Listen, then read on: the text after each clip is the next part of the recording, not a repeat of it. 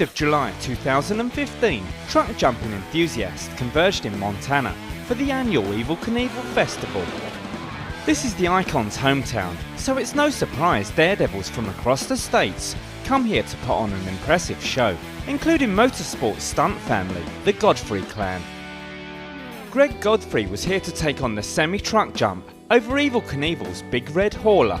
This weekend's about celebrating Evel Knievel and what he pioneered, taking an idea and a passion and a dream and exploring the boundaries. I haven't been in a semi for almost 2 years. Last time we attempted a jump like this, it didn't turn out so hot. Now we find ourselves here to reclaim my world record.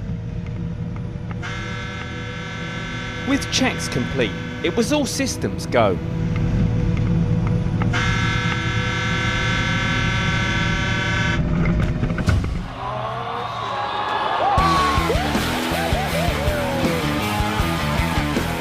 Now the moment of jumping is, 10 seconds at the most, and it slows down and I see it, I can feel the truck. Hopefully, if the front end's coming up, be a little nervous. If it's flying, I'm gonna be stoked.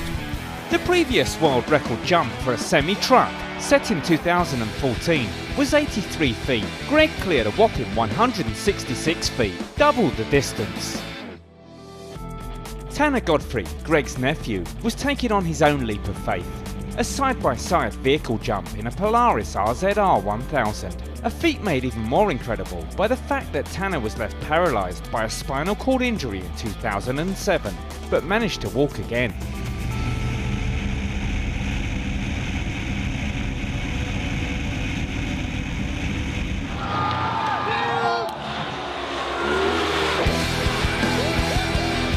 The world record for a two-seater off-road vehicle jump was 198 feet, and 26-year-old Tanner cleared 202 feet, like his uncle, smashing the previous record.